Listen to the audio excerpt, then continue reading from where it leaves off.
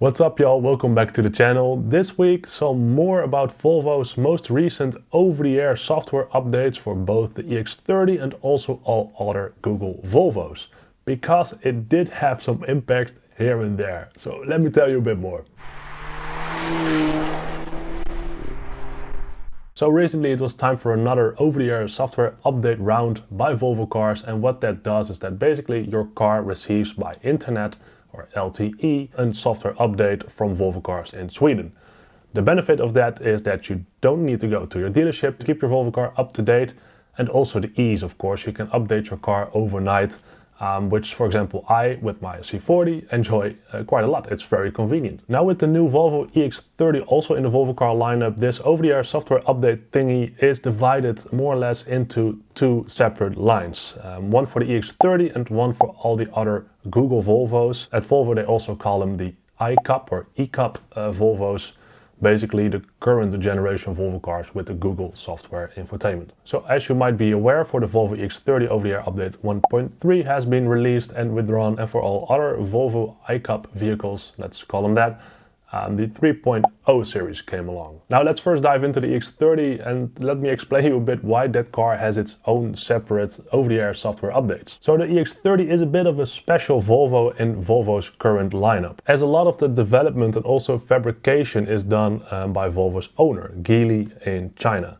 It's basically a Geely factory building the Volvo EX30, and that is the reason why the EX30 is a bit on its own terms of software and updates. You see that for example also reflected in the Volvo EX30 having its own Volvo On-Call application, whilst all other current iCup Volvos have one shared Volvo On-Call application where you can also add multiple vehicles. You see that the EX30 is a bit of a special Volvo on its own shared platform, also a platform being used by other Geely vehicles or Geely brands.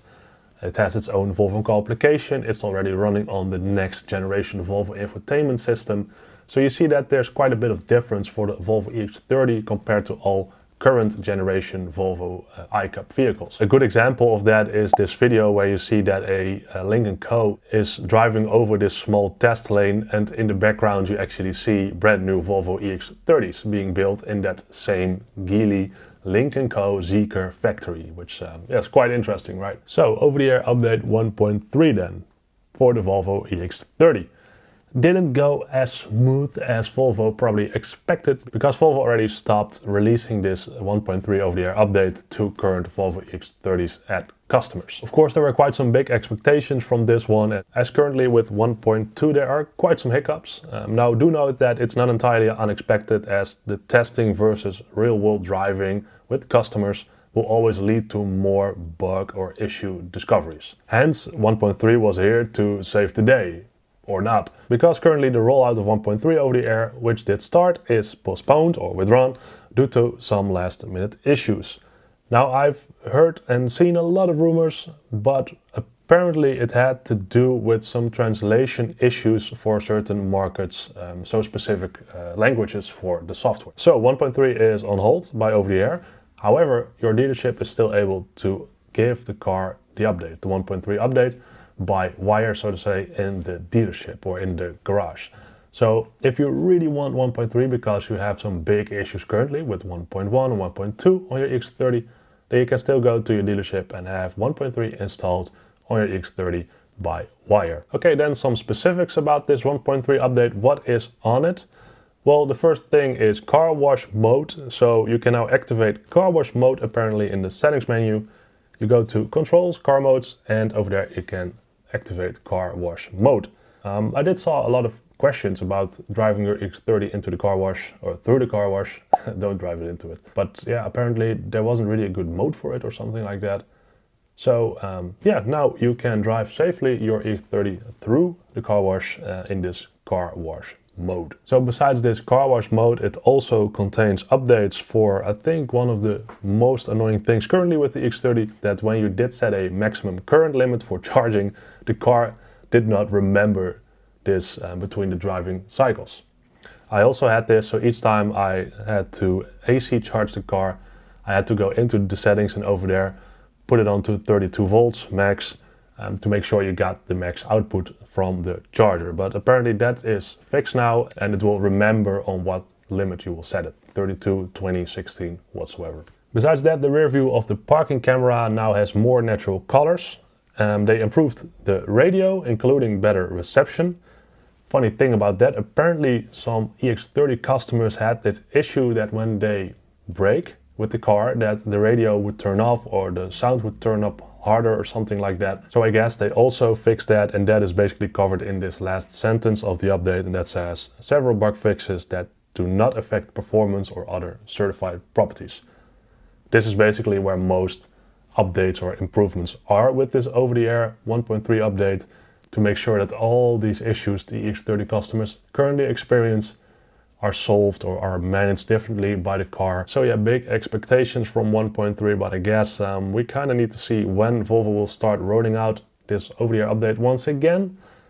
And until then, as I said already, go to your dealership if you really need 1.3 on your EX30 due to certain issues that makes the car, for example, undrivable. Then either way, go to the dealership, of course. Okay, then let's continue with the iCup update for the Volvo. So basically all current generation Volvo cars with the Google infotainment system, C40, XC40, XC60, XC90, S90, V90, and so on, cross countries as well. Yep, all in there, covered under this iCup name. So do note that apparently this 3.0 over-the-air software update has also been temporarily paused by Volvo cars, apparently, what I have heard. So for the past few weeks they did the rollout already, so I got lucky, for example, and I did already install it with an over-the-air update to my car. So on my car it's actually working pretty well. So far so good. But yeah, do note that, for example, if you go now into the settings of your car, your C40 for example, you press the update tab, probably it will just say something like, okay, you got software 2.9 and 2.10 or whatsoever.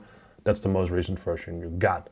So hang in there if you want the 3.0 version, and also for this one, if you really want it, then you can still do the update by wire or by cable at a dealership or a garage. Now there's a cool thing about this update because it contains an upgrade to Android Automotive OS 12. So we got a newer version of the Android Automotive OS that of course is a bit quicker, smarter. So apparently also some more applications can run on that and the thing stays up to date basically. So it's a nice improvement that they included this OS 12 now.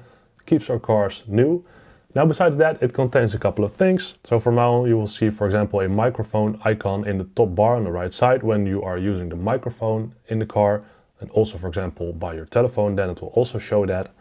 Besides that, the road sign information is now also available even if you lose internet connection, like when driving through a tunnel for example. And then also improvements to the voice assistant, including a new application that lets you interact with your latest messages via the center display. That's basically an application which shows like your text messages or your iMessages if you have an iPhone and such. So I tried it out myself on my C40, which is also already running on this update. Yeah, it works pretty good, I gotta say. Now there is more besides only this OS 12 updates with this extra features and whatnot. So let's also dive a little bit into that. Some pointers we have over here. The rear auto brake is now smoother when reversing. Besides that, turning on preconditioning now also heats the steering wheel for model year 23 and earlier cars. Model year 24 already got it with an earlier update, so I was a bit annoyed about that one, I gotta say. Because that felt for the first time that this over-the-air update would improve the newest Volvo cars, but not the bit older ones, like for example my model year 22 C40. And back then I kind of figured that with over-the-air updates you want to keep all your cars relevant and up to date. But yeah, I was a bit doubtful about that, but it's good to see that Volvo now also included, for example, this specific heated steering wheel thingy also on the earlier model year. So good job Volvo. Do not forget us with the older model year Volvos. Thank you very much. Now this third one is also one I experienced a bit. That is that the heat icons now worked correctly when the parking camera view is open. So basically when your camera view was open on the center screen and you wanted to turn on or off your heated wheel or heated seats, then that thingy of the heating would not turn or appear over the camera but underneath it, so you couldn't do anything. So then you had to close the camera and then you could change again everything as usual. What else do we see? Improvements to the traffic sign recognition in Europe, only relevant for, once again, model year 24 after week 46. Then reduced vibrations when driving at low speeds with light acceleration. This is only relevant for model year 24 cars. Volvo, good to see that even your newest model year cars still have some vibration issues. Alright folks, so that is the over-the-air software update with some details on it, and also well, a lot of issues apparently. As I said already, these updates have been withdrawn or temporarily paused to Volvos, so stay tuned for your over-the-air update 1.3 or 3.0 series. So let me know what you think about this in the comments down below. If you enjoyed the video, please give it a like and also subscribe to the channel. That really helps me out, so thank you very much. Subscribe now. And of course, I will see you next week Sunday, 3 p.m. European time in a brand new Volvo or Polestar video. See you later, guys.